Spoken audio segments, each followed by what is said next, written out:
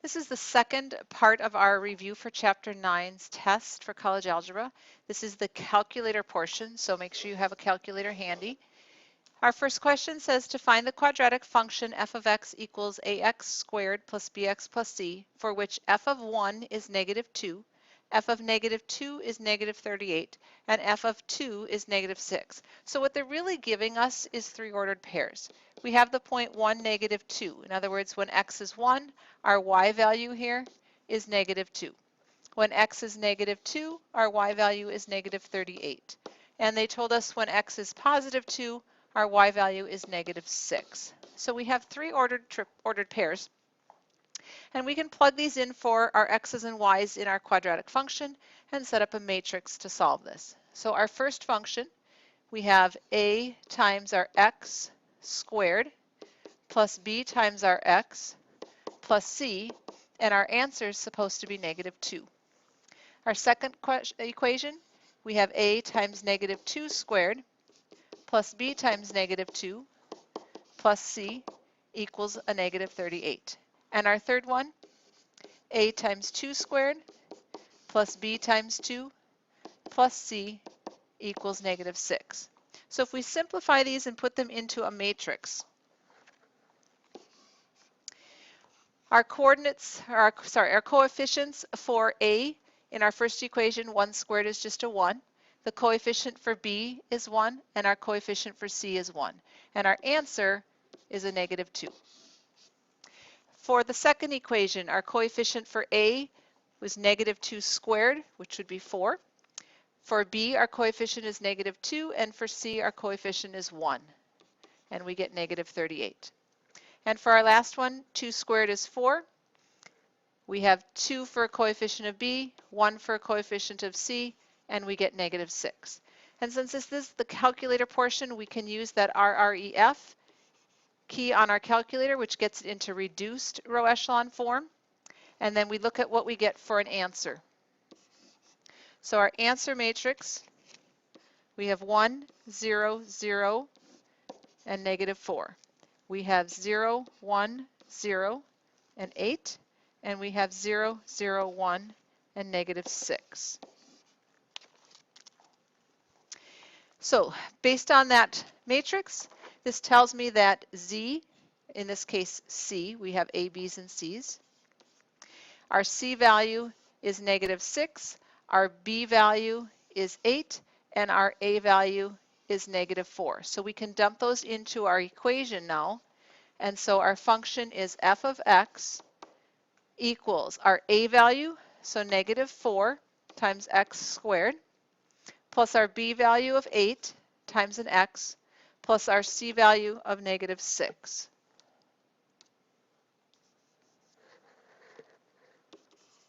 And that's the function. Now we could use that function to find other points that would fit the same parabola.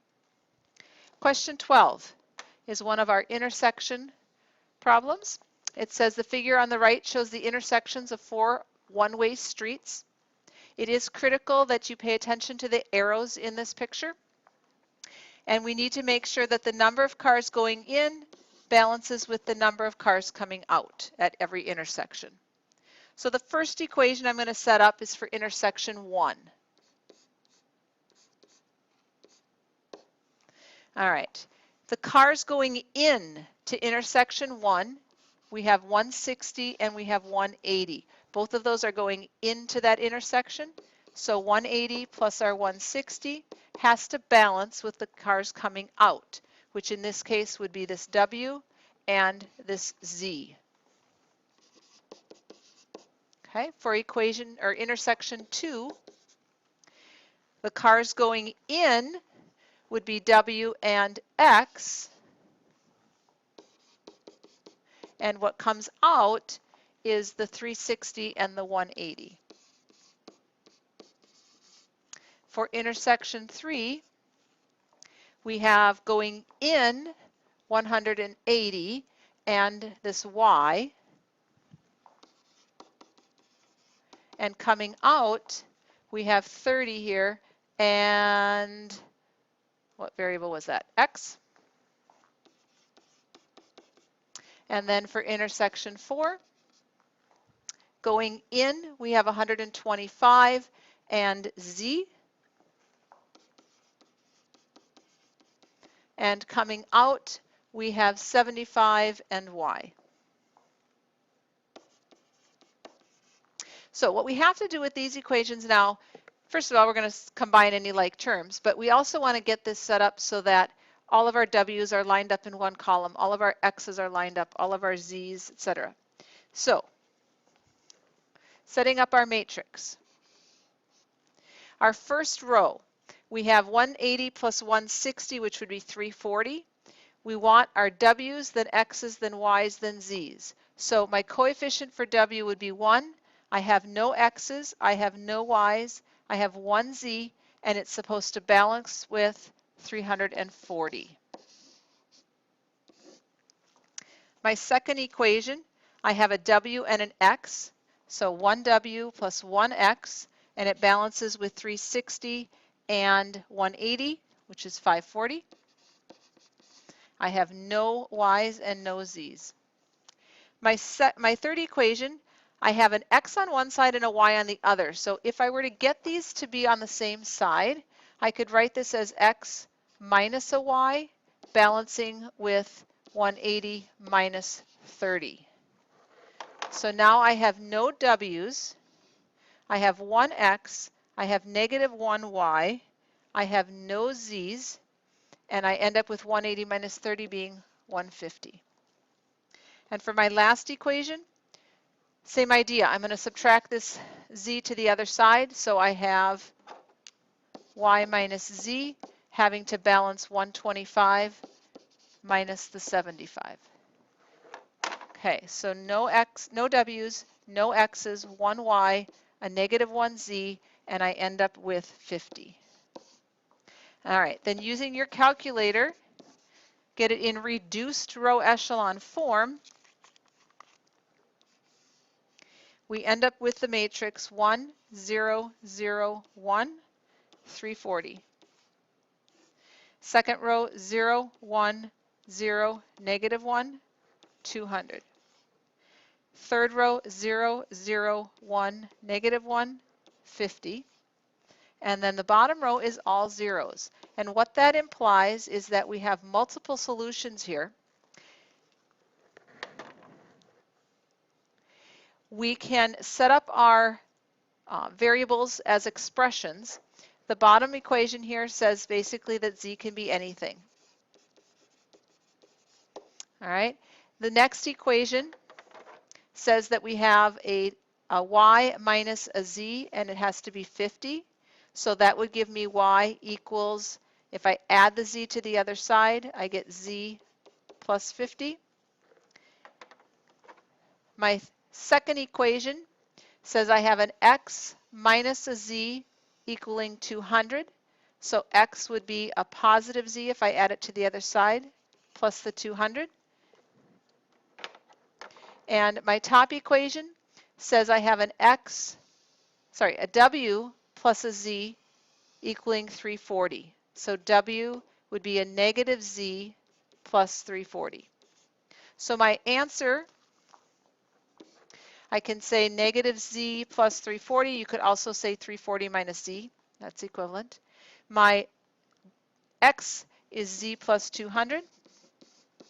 My Y is Z plus 50. And Z can be anything. All right. Then part C says, if construction limits Z to be 50 cars per hour, how many cars per hour must pass between the other intersections to keep traffic moving? All right, so we're going to plug 50 in for our Z. Putting 50 in here, we have negative 50 plus 340, which would be 290. If we put 50 in here, 50 plus 200 would be 250 for our X coordinate. Putting a 50 in here gives us 100 for our Y value, and we put 50 in for Z. So between intersections 1 and 2, we would need 290 cars passing through. Okay, that was our W here. We'd need 290 cars there. For X, we need 250 cars here. For y, we would need 100 cars passing through there, and for z, we would need 50 cars passing through there. All right, question 13. It says a ball is thrown straight upward. The position function and a graph are given below. Use the points labeled in the graph to find the values for g, v sub 0, and s sub 0. G stands for our gravitational constant. V sub 0 is our initial velocity, and S sub 0 is the initial height. So, based on our graph over here, we have 3 ordered pairs, similar to what we had in question 11 above. We have 3 ordered pairs. We are going to plug those in for our time. Okay? We're going to put our time values in and see what we get for our height, for our y coordinate. Okay? So, this is height, and this is time going in here. So after 1 second, our height is 76 feet. All right, that's what that first ordered pair says. So that means if I put a 1 in for all of my t's,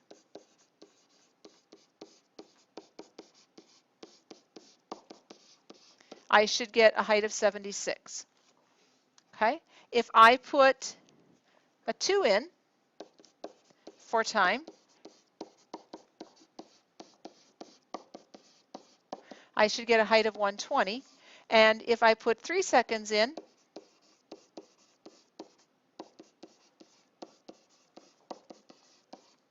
I should get 132 for a height. All right, so what we're going to do is we're going to create a matrix for that. I'm going to move this down here because I'm running out of space. All right, so the matrix that I'm going to use, I need 1 squared, but now I have to take 1/2 of it. All right, half of 1 squared is 1/2. My coordinates, or my coefficient for v sub 0 would be 1. My coefficient of s sub 0 is 1. My answer is 76. My second equation, I have 2 squared. That's 4, but I need to take half of it, so I get a 2. My coefficient for v sub 0 is a 2. Coefficient for s sub 0 is 1, and I get 120. And my third equation, 3 squared is 9. Half of 9 is 4.5. I get 3 for my coefficient of v sub 0, 1 for my coefficient of f sub 0, and I end up with 132. So we have this augmented matrix. We can go ahead and use our RREF key on our calculator. And what we should get out is that identity matrix on this side, and our constants of -32, 92, and 0. Now, keep in mind that the variables we had a g first, we had a v sub 0, we had an s sub 0. So this here is g, this is v sub 0, and this is s sub 0. Okay, so the equation that I'm going to write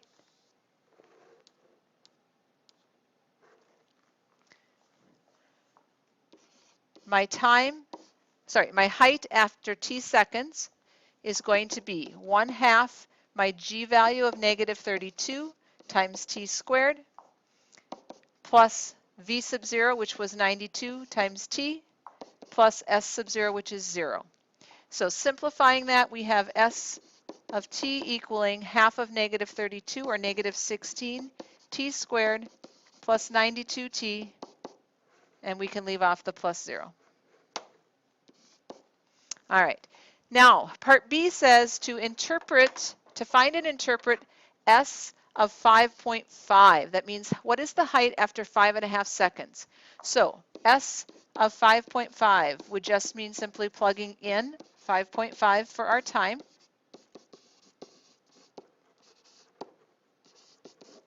All right. So we have -16 times 5.5 squared plus 92 times 5.5, and we should get a value of 22. And so interpreting what that means, after 5.5 seconds, height will be 22 feet. All right, then part C says after how many seconds does the ball reach its maximum height, and what is that maximum height? Well, our maximum height is going to occur at the vertex of our parabola. So we need to find that highest point, which means we have to find the vertex.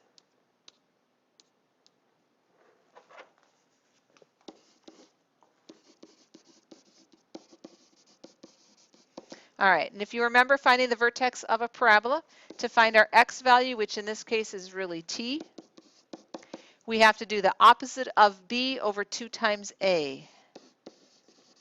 So going back to our equation that we had here, okay, this is our a, this is our b term. We want the opposite of 92 divided by 2 times our a value of negative 16. So we have negative 92 divided by negative 32, which comes out to be 2.875. So that means we reach the highest point after 2.875 seconds. And what that height is, in our formula, it's our s of t value. So we need to evaluate our function, negative 16 times t squared plus 92 times t, for this answer that we just got, 2.875. All right, using our calculators, we should get a value of 132.25 feet. All right, so interpreting that, we are saying that we get the highest point on our graph after 2.875 seconds, and that highest point is 132.25 feet. All right, question 14. It says find, if possible, A times B and B times A, if A is the first matrix and B is that second matrix. First thing I would look at is the size of them, because it says find if possible. So our order for this first one, it is a 3 by 3. Our second one is also a 3 by 3. And the general rule is that the middle two have to match for us to be able to do the multiplication. And since these do match, we look at the outer dimensions to be our answer size. So our answer matrix is going to be a 3 by 3 as well. All right, since this is on the calculator portion, we are allowed to use our calculator to do A times B. I am going to do a very quick review of matrix multiplication, just in case we've forgotten how to do that. We're going to take this first matrix times our B matrix.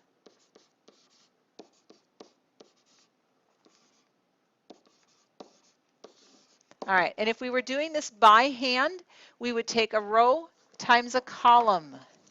So we're going to take this row times this column to get the very first entry in our answer. We take our first term times our first term. Then our second term times our second term, our third term times our third term, and then we add all those up. So in this case, 2 times 2 would give us a 4. Negative 3 times 4 would be negative 12. 2 times 2 is another 4, which gives us an answer of negative 4. All right, so answer for the first matrix, A times B, we should have the values negative 4, negative 1, negative 5, negative 6, 9, negative 6, 10, 20, and 15. Again, using our calculator to get those. If we are doing the reverse, B times A, our answer matrix should be 36, negative 23, and 9. Second row is 33, negative 12, and 5. And our third row is negative 3, 11, and negative 4. Question 15. It says the nutritional content per ounce of 3 foods is presented in the table on the right. If a meal consisting of the 3 foods allows exactly 2,200 calories, 117 grams of protein, and 6,000 milligrams of vitamin C, how many ounces of each kind of food should be used? So we'll use variables A, B, and C for our 3 foods. And we basically need an equation for each of these quantities, for calories, for protein, for vitamin C. So my calorie equation would be 100A plus 200B plus 300C equals 2,200. For protein, my equation would be 15 for every A, plus 9 for every B, and 9 for every ounce of C, and we need 117.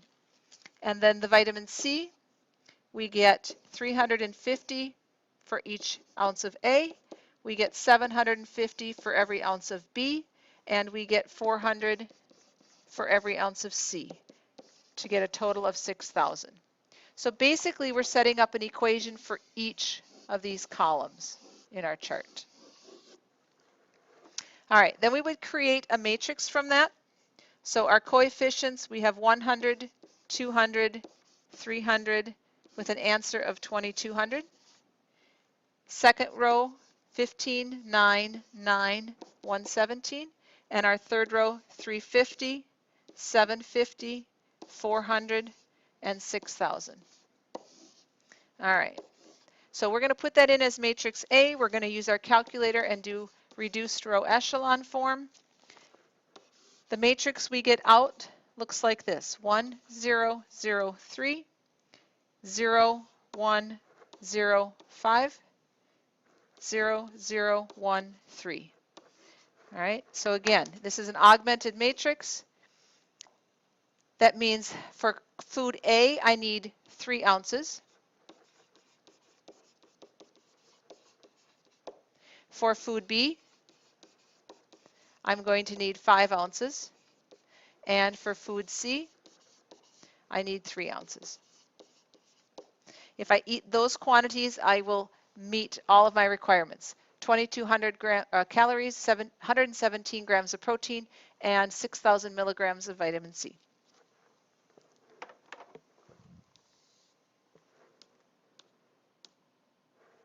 Question 16, it says, in a certain country, the proportion of voters at each age group registered as Republicans, Democrats, or Independents is given by this matrix A. Okay, so this is going to be matrix A. So for example, in the 18 to 30 range for adults, there is 30% that are listed as Republicans. Then it says, in the distribution by age and gender for this country's voting population is given by matrix B. All right, so in that 18 to 30 age range, we have 6,000 that are male, 7,000 females. It says to find A times B. So again, take a minute and plug in those two matrices in your calculator. All right, A times B should give us this for a matrix answer.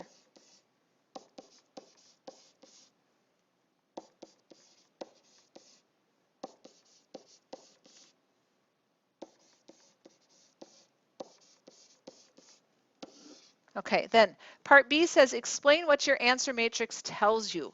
So if we think about what we multiplied, we took a row of this and multiplied it to this first column.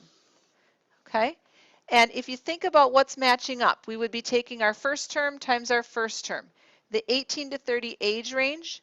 So when we get that answer, we are looking at Republicans who are male. Okay, so this would be Republicans who are male. When I take the first row times the second column, I'm getting Republicans who are female. All right, and then it continues on. This next row would be our Democrats and the Independents. So what we are getting out is a breakdown of Republicans, Democrats, and Independents based on gender.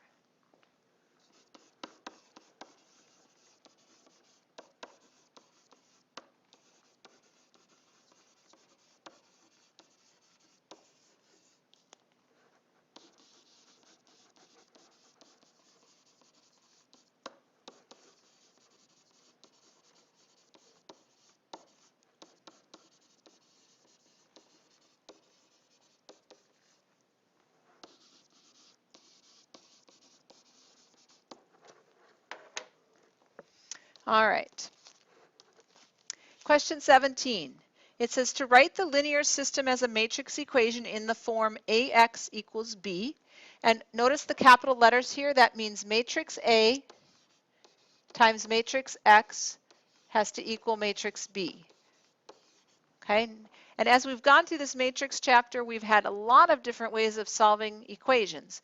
This is one of them, where we basically take our system that we have here and we rewrite it as a matrix equation instead. So our matrix A is going to consist of all of our coefficients. Our matrix X will be our variables, and our matrix B will be our constants. So matrix A is going to look like this. Our coefficients, -4, 3, 3. Second row, -4, 1, 3. Third row, -4, 1, 1. Okay, that's going to go in your calculator as matrix A. Then we have our variables in order, so X is first, then Y, and then Z. And we are supposed to get an answer matrix of 2, -2, and -10. Okay, now that is just taking the system and converting it into a matrix equation. The second step to this is we have to solve it. So if we're saying that A times X has to equal B, then our unknown matrix here, our X, is going to be found by taking the inverse of A times B. It has to be done in that order. So on your calculator, you're going to enter matrix A and B, and then you're going to let the calculator actually figure out this inverse matrix A. So our answer, X comes out to be 4, 2, 4, which basically is telling me that X is 4 in my X, Y, and Z here. All right, X is 4, Y is 2, and Z is 4. That would be my ordered triple answer for that system. All right, the last method that we have, again, is another method for solving a system of equations. It says to use Cramer's rule. Cramer's rule is the one where we set up the 4 different determinant matrices, or the 4 different matrices that we calculate determinants for. So our basic matrix, matrix D, is going to be all our coefficients. So we have 1, 1, 1, 6, -1, 1, -1, 5, -1. We're going to find the determinant of that, and we can use our calculator to do that. We just go in and say we need the determinant of this matrix. And I labeled it D, so I'm going to put a D here, but you can put it in as any of your matrices in your calculator. So the determinant of matrix D comes out to be 30. Again, we're just using a calculator for that.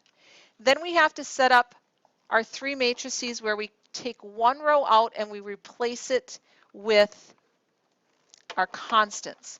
So, for example, D sub X means we are going to take the determinant of a matrix where we have taken out our first column, our X coefficients. Our Y's and Z's stay the same, but our X's become our answers here. So 0, -5, -30. And again, using your calculator to find the determinant of that, we should end up with a -90. The determinant for our Y matrix.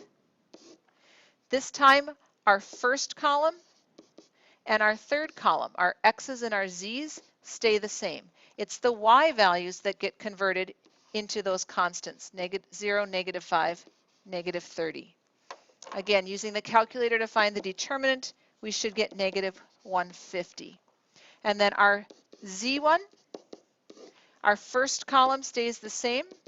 Our Y value, second column, stays the same as our original one. And then our Z's change into our constants. All right, and using our calculator to find that determinant, we get 240. And then to solve, we simply take our D sub X, D sub Y, D sub Z, those values, and divide them by our original determinant. So X is going to be -90 divided by 30, or -3.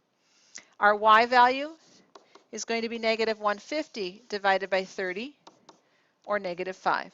And our Z value is going to be 240 divided by 30, or 8. So the solution to our system would be -3, -5, and 8. All right. We have split up this review. I believe you have done the first one already. Day 2 is the part where you can use a calculator. You're going to work on page 931, questions 5 through 6, 8 through 12, 41 through 44, 48, 49, and 54 to 56.